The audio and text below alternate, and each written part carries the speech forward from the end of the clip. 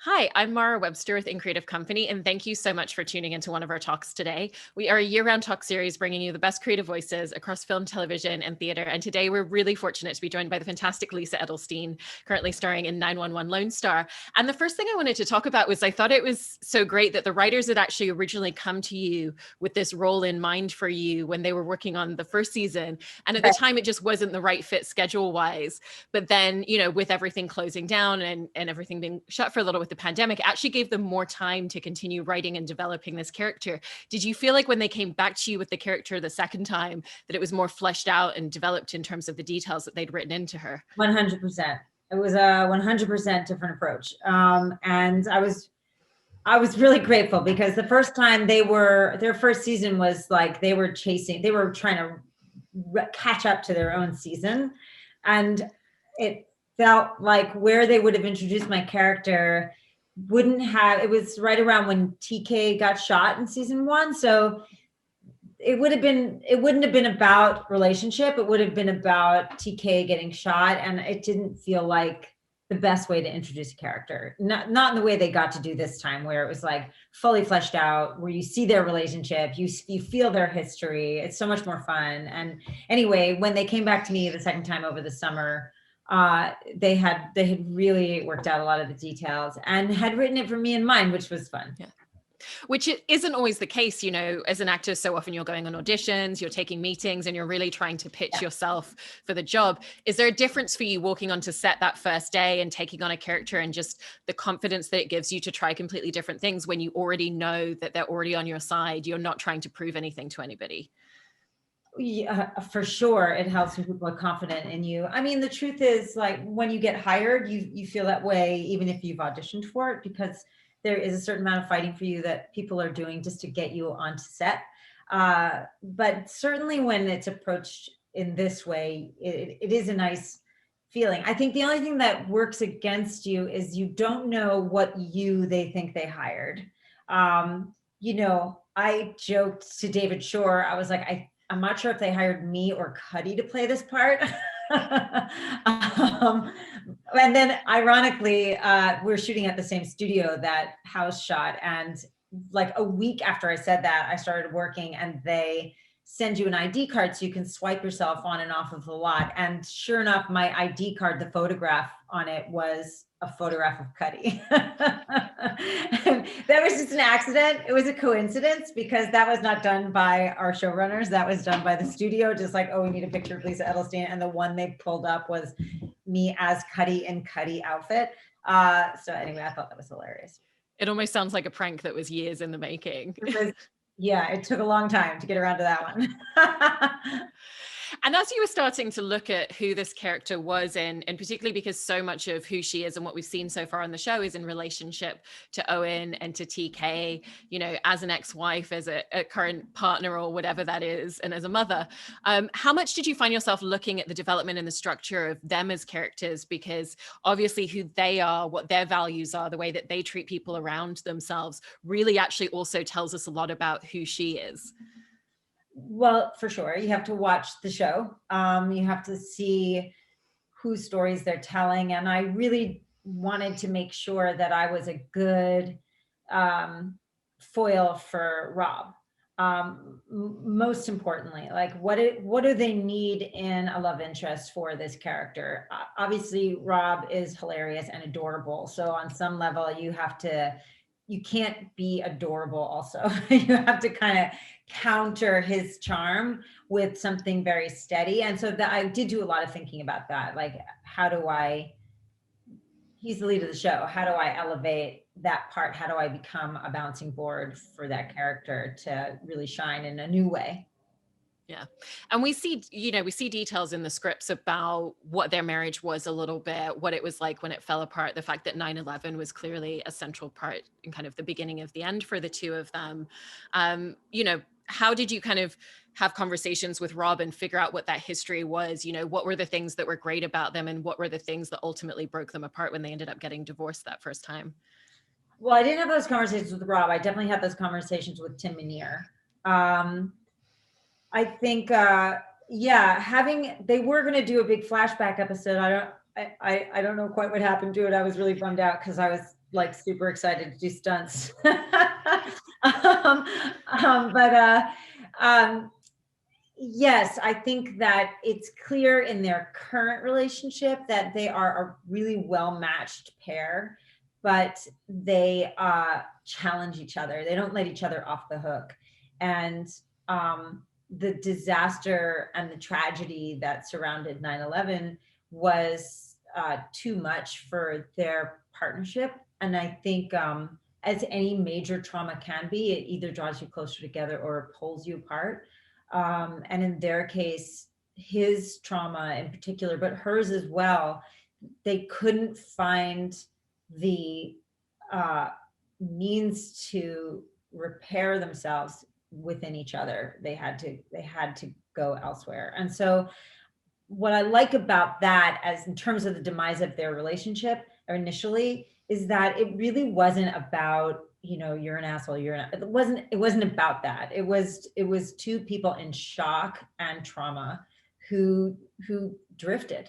And what it leaves us with is this wonderful thing to come back to. Like it has been however many years, I can't count. It was 2001. So it's been 20 years. They've come a long way. And now they get to be with each other again as whole people that have been whole, repaired, healthy people, healthy-minded people. Did the episode that you were just mentioning that never happened with that flashback sequence, did it get far enough for the writers to start concocting a lot of those details and sharing them with you, or was it just a conceptual idea at the original point? It was just conceptual. I was Also, I love watching the rapport that you and Rob Lowe have built with each other, and the rhythmic pacing to the way that you have dialogue with each other. And it comes in that way that you can really only fire off with someone when you know them that well. So when you first started working on scenes together, how did you think about that very specific pacing and dynamic that they would have within their speech with each other? The first episode is always the hardest, because the writers, even if they have you in mind, they don't know you yet. I feel like by the time we get to episode 4, which was the one that just aired, I feel like Rob and I had we were much more grounded in how we were together as this couple. I think it's really, again, it's about watching the show, understanding the rhythms. Walking into a show in second season, you already know what they're doing, so you have an advantage than when you just join a show in the pilot, because everybody's figuring it out on the fly. So I knew what show I was walking into and what kind of pacing they would need. It's really funny. I remember when I did, I had a guest star on Scandal, and I had a really wonderful scene with Kerry Washington. And we had this very long, dramatic scene where the two of us are drinking wine and talking about what's happening. And she was, because this is Shonda show, she was like, I have to tell you a secret. I said, what? She goes, I love everything you're doing.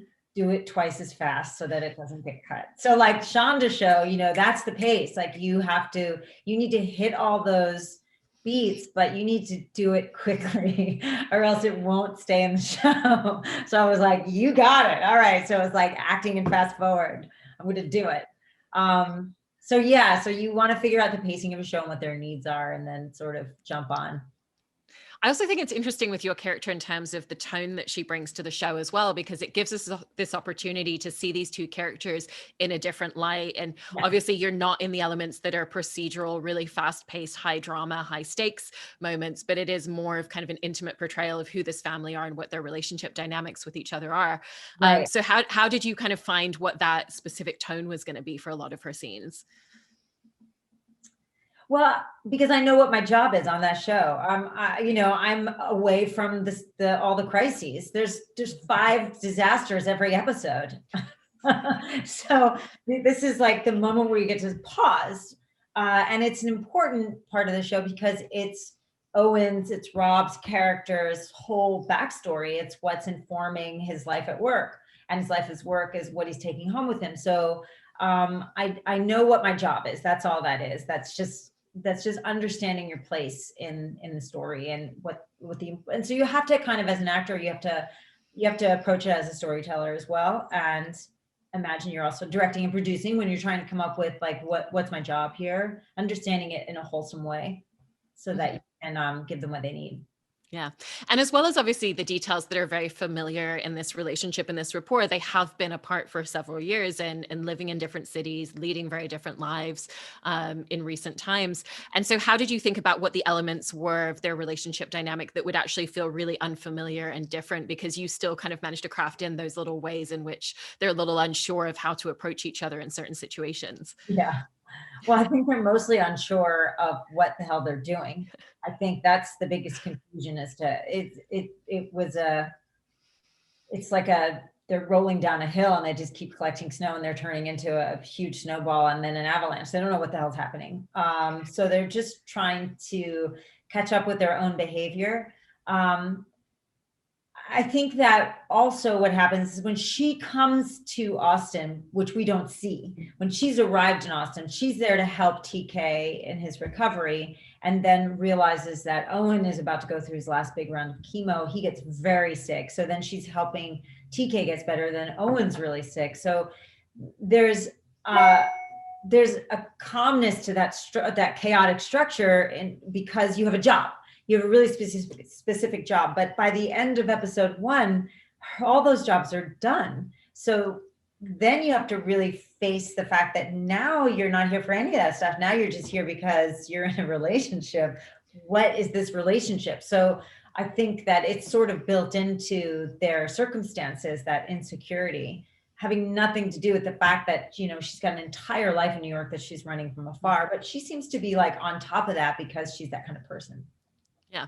And with the fact that she has this entire life in New York that she stepped away from, that she's still running, you know, obviously with COVID and the shutdown that's being addressed in the show, it's not like her social life back there would be the same, but she's obviously giving up and sacrificing a lot to be down in Texas and to consider staying there. Is it kind of an interesting challenge on a show like this, particularly where it's an ensemble, where so far we're only seeing certain aspects of who she is and gradually learning more about her in every episode, and having the opportunity to really construct a lot of those details yourself and really bring a lot of what you feel she is into the character? Is that hard? I don't know. I honestly, I mean, on House, sometimes all I did was open the door and say, House, need you. You know, like that could be a whole episode, but I had 24 episodes a year to like have tiny little moments where I could build a human being. But on Girlfriend's Guide to Divorce, like it was, the most exciting thing about it was like I had a whole life, and every episode I had these rich experiences to portray. So I've sort of seen both ends of that. It's just part of what we do. I think the wonderful thing about television, unlike movies, is that in a film, if you have a small part to do in that particular story, that is the only story you're going to be telling. On television, like the fact that you get to come back and tell just a little bit more, and you keep going and you keep going and keep going, it's really exciting. You get to fill out this human being little by little. And I think what happens is the writers see you more and more in that role, and they begin to write for who you bring to that part. So it starts off where you're filling the shoes that they built, and it ends up much more being sort of a really nice melding of the imaginations coming from the writer's room and your own. Do you feel like, because you've only filmed a few of the episodes so far, do you feel like you've reached that point already on this series where they're starting to really take note of the things that you're bringing in and developing into this character and having conversations with you? Because a lot of the actors that do work on the show have talked extensively about how collaborative the writers are with them. Yeah, I do. I felt like that by episode 4. I felt like that. I feel like because episode 1 and 2 we shot at the same time, so then they saw me, they got me, and then they started writing for me. And so by the one we just did, I really enjoyed all of our scenes from that episode. I thought they were fun. Yeah, it happened quickly. They're paying attention. They want it to happen quickly. And with the pacing of how everything works in television and moves very quickly, with this show in particular, is there much opportunity to have moments like table reads, rehearsals, and conversations before you go into scenes, or is it really just shooting everything very instinctively? I just memorized 12 pages the night before we did it. So I think because there's so many disasters like they take up a lot of time and energy that like in terms of the personal stuff, you have to just sort of like run. You're like mid-run, they hand you, it's like being in a marathon. You're running, they hand you water, it's all your lines, it's 12 pages, and then you shoot it, and then you keep running, and then you're waiting for the next 12 page. It's just whatever. You just sort of relax into it. Yeah. And you've done such an extensive amount of television work, which always seems to land very much in that way. But I imagine it must be a really wonderful gift to get to exercise your muscle as an actor in that way. Are there kind of specific skill sets of making those fast decisions that you feel like you've developed from so much television work? I think that certainly experience is really, having years of experience under your belt makes you trust yourself a little bit more than perhaps you did when you first started. But it's always, it's different on every set. It really is. Like I was shooting Kaminsky Method at the same time as I was shooting the first 5 episodes of this show.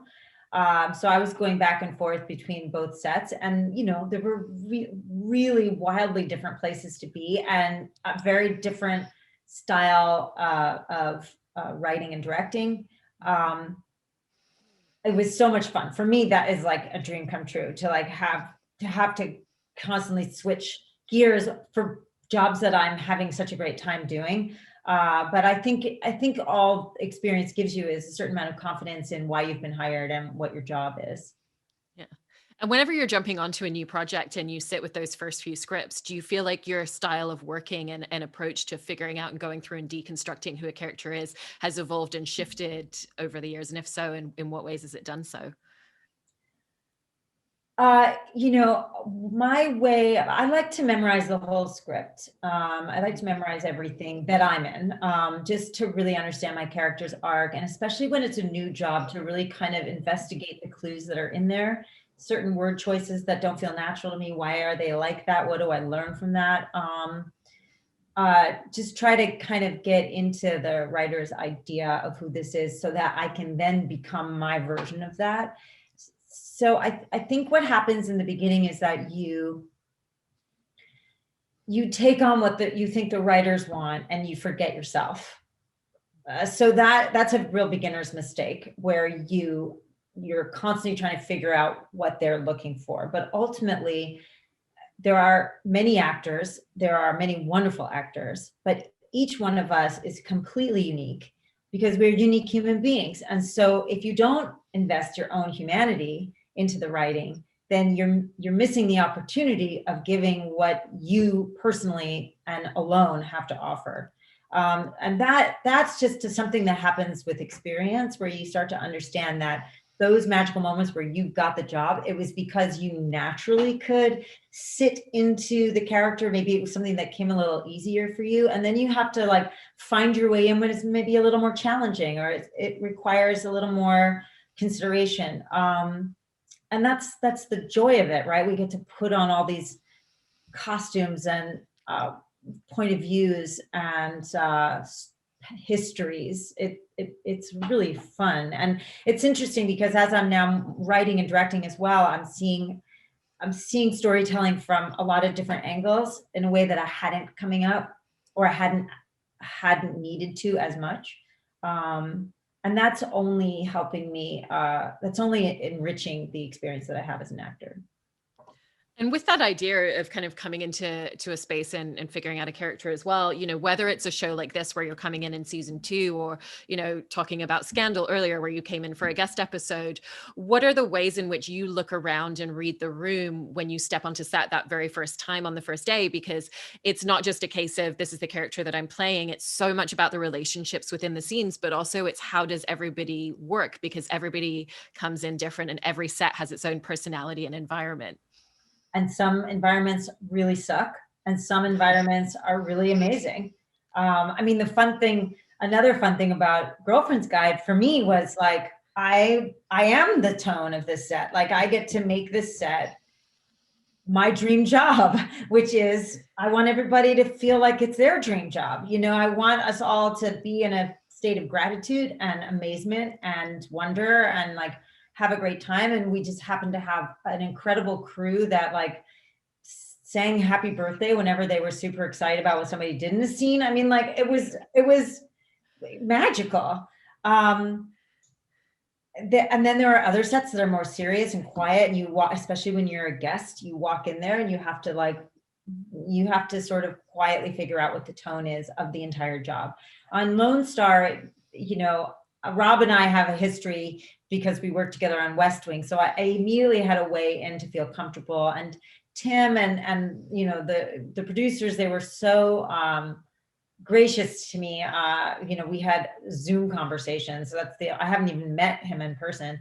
And they were so funny and fun to talk to, that I immediately felt at ease. And the whole fire women and men crew is just awesome. They're just really fun, sweet people who are happy to have a great job. So in this case, it was very easy. Yeah. And it sounds like Girlfriend's Guide to Divorce was just a really transformative experience in so many ways, from what you were just mentioning about taking on the lead role, figuring out the tone that you want to set, creating that environment, but also because that was kind of one of your first forays into stepping into writing and producing and directing and finding your voice in a different way creatively. Were those spaces that you'd always wanted to step into, and that just was the moment that you had the opportunity to? And how was it really just this great culmination of everything that you'd been working on your entire career coming together when you stepped into those additional creative roles? When I started, I started my career, I wrote a musical about the AIDS crisis. So this is a long time ago. So it's like 87, 88. And then as I started to break through and be able to get a little bit of work, I really dropped everything but acting, because I felt like I couldn't succeed in all things at once. There was something about Girlfriend. Look, House was a huge show. It was a massive success. It was an overwhelming experience. But I had no power. I had no control. My part was sort of like, she came and she went. I spent a lot of time just waiting. So as wonderful as that job was, it wasn't the kind of environment where I felt like I could say, hey, I'd love to write an episode, or hey, I couldn't even sit in the editing room. It was not that kind of set. So when I got the job on Girlfriend's Guide, and I was 48 years old when I got this job, I was like, this is that job. This is that job where I'm going to do my damnedest to make this a great place to work. And I also want to really do my homework and focus and expand, because or else I'm missing this great opportunity. And so it really drove me to get the guts to ask for the opportunity to, co-write an episode and then write an episode and prove myself. And I'm so glad I did that. I mean, all I did was work in Vancouver. I worked 13 hours a day. And when I wasn't actually acting, I sat on set and I watched what they were doing. I was there to really learn as much as I possibly could while I had the chance. So as soon as I was done with Girlfriend's Guide, I sold a pilot. I wrote and directed a short film and was in it. And then I did another short film I was hired to write and direct for this other project on YouTube for the STEAM programs for kids. And now I've written a feature film that I'm set to direct. That's incredible. Yeah. So that's very exciting, especially during the pandemic, because it's like, and also at my age, it's like, I want to know, I love what I do. I love storytelling. I love this business. So I just want to make sure that I never sit there with nothing to do and eat my brain, because that's what my brain will do. And the other thing I was doing all summer was like these obsessive drawings that have just grown in size. Now they're like this big. But they're with magic markers. They're really fun, but like, that's how I've coped with the pandemic. And I learned a lot about myself. Like, I should never not be doing something creative. If I always make sure that I am doing something creative, I am of the healthiest mind that I can be. Mm-hmm. Well, I always get so excited whenever I see your name pop up in a project, because of the richness that you bring to every single character, and can't wait to see where all of these storylines go with everything that's up in the air and all of these projects that you've been working together and bringing to fruition. So thank you so much, Lisa. Thank you so much.